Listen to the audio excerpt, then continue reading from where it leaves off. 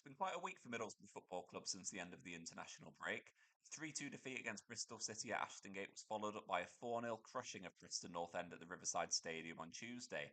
That victory has put Middlesbrough within a stone's throw of the playoff places, and with Leeds United coming up this weekend, there's never been a better time to be taking on your arch rivals at Elland Road with confidence sky high within Michael Carrick's team. Of course, there's a number of injuries that we are having to contend with. The list seems to be growing by the day. But based on the performances of some of the players on Tuesday night, there's every chance that Middlesbrough will be going into that match in the hope of pulling off an upset. Leeds are one of the favourites to go up automatically this season, but with Leicester and Ipswich flying high, they're going to have a task on their hands to close that gap. Middlesbrough coming into this game, they're going to be serious about trying to get another victory as we try and move into that top six position going into December and January when the table really starts to take shape. Although the squad is threadbare at the moment, some of the players put in an epic performance on Tuesday night. I'll go through some of them here because some of them were just simply outstanding. Matt Crooks is one player who has been absolutely phenomenal the last few weeks. Admittedly, he's a player who over the summer I kind of expected that he might be someone who was going to get pushed down the pecking order this season. Um, he's historically he's kind of like performed in fits and starts, I guess. With a number of new players coming into the club over the course of the summer, I thought that game time was going to be limited for him, and that he might be the sort of player who could potentially be shipped out in January, or if not next summer, it would come his time where he'd be moved on. But over the last month, he's probably been Middlesbrough's star player.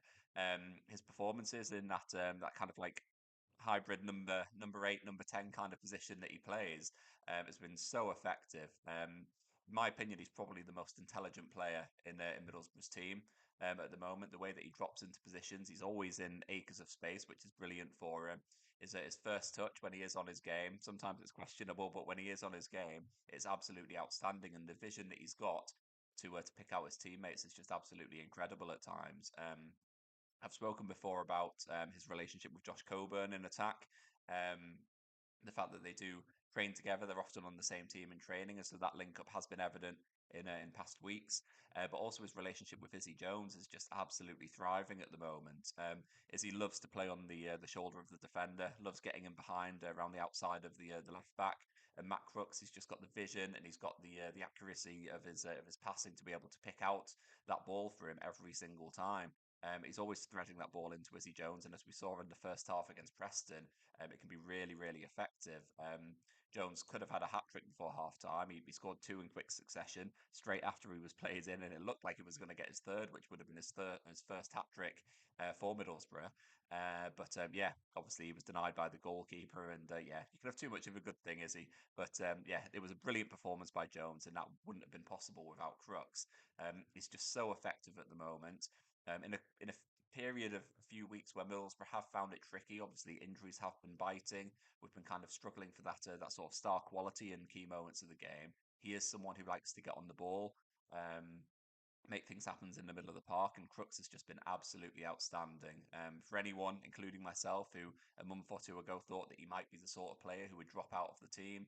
Obviously, Sam Greenwood came in on loan from Leeds. Riley McGree has been injured, so I think a lot of people kind of thought that maybe once everybody was fit in that area, that Sam Greenwood would drop into that number 10 role. Riley McGree would be on the left, and Crooks would be the player to drop out. But I think what will end up happening is when Riley McGree comes back to full fitness, there's going to be a real challenge for places in that team, and ultimately, I think it's going to be Greenwood who's under threat at the moment because although he's been a good addition on loan from Leeds United.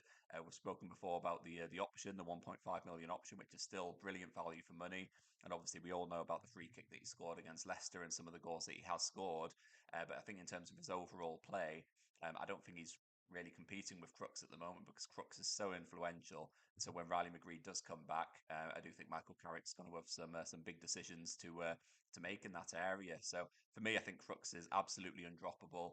He's been brilliant at the moment, and he wasn't the only player to impress against Preston as well. There was a few players who came into the starting 11.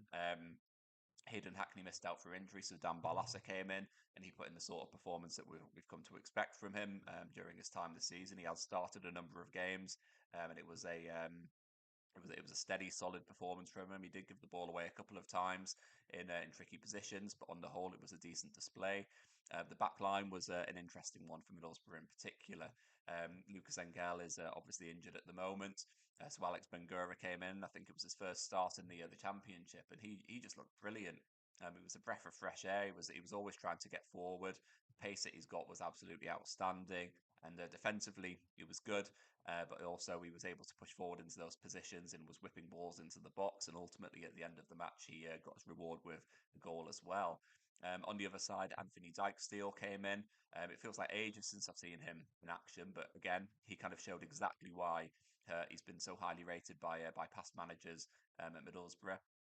He's had a tricky time this season with injury, which has kind of kept him out of action. And obviously, Tommy Smith has held down that right back slot, and then Rav van den Berg has been slotting in his absence. But with injuries really biting at the back at the moment, with Tommy Smith out until the end of the season, with Darragh Lenihan also out until the end of the season, there's a real opportunity for Dijksteel to make that position his own because we're really short of cover at right back. He's the only natural right back that we've got at the club at the moment. I know that Van den Berg has been playing there in recent weeks, but he's a centre back. That is his natural position, and although he's done a good job for us at right back in previous weeks, I personally think that after his performance against Preston, he's probably going to be competing for one of those starting jerseys in central defence. Lenihan is obviously out for the season, as I've mentioned, so that means that there's going to be Paddy McNair and Dale Fry and Rav van den Berg who are competing for those centre back spots. Then obviously you've got Matt Clarke as well. He's someone who obviously came against Preston, and it was his first appearance in around about a year after his injury. And he was just absolutely brimming with confidence as he came on the pitch. He clearly wanted to make an impression. He was barking for the ball the second that he came on. He was doing Cruyff turns around the attacker, who was just looking absolutely sick of his life because they wanted the game to end because it had been done and dusted about an hour previous to that. And what a confidence boost that will be for him to get himself out there for all of those months of rehabilitation to be worthwhile. It was a brilliant moment for Clarke and a brilliant moment for Middlesbrough because Clarke is a good defender. The challenge will be for him trying to get himself up to fitness, making sure that he's fit to play 90 minutes. Because although he played against Preston, he's not going to be in contention to start just yet. I don't think. I think it's going to be at least another few weeks as he builds up his fitness until he's ready to start games. But given the injuries that Middlesbrough have got at the moment, it's going to be great to have him in contention as well. And yeah, I think as we go into the match with Leeds United, those defensive slots are going to be very interesting to see. I think from my point of view, going into the match with Leeds, I think the team that we saw against Preston is probably going to be the team that we see against Leeds United at Ellen Road. Unless there's some miraculous recoveries, I'm not exactly sure what the situation is with Hayden Hackney or Dale Fry at the time of recording in terms of whether they're likely to be back. But you could see the team being very, very similar. To be honest, I think everyone who played and started the match on Tuesday night is deserving of keeping their spot. Go through the back line in terms of Dieng. He's been brilliant. He looked like he was struggling with a bit of a groin injury during the second half at the Riverside, but he stayed on the pitch. So it'll be interesting to see what comes of that. But assuming he's fit, he'll be starting in goal. Dijksteel at right back, Ralph Vandenberg centre back, and Paddy McNair centre back, with Alex Bangura on the left. If Hayden Hackney is missing with injury, it'll be Dan Barlaser and Johnny Howson in central midfield. Sam Greenwood is a player who will miss the clash with Leeds United. He's ineligible for this one due to still technically being on loan from Ellen Road at the moment, so he'll be missing. So that means that for me, it'll be Izzy Jones and it'll be Morgan Rodgers who'll start because he certainly grasped his opportunity against Preston on Tuesday night, showed what he was about. Sammy Silvera will be challenging as well, but I think for a clash against Leeds United, you need your best players out there, you need your most informed players out there.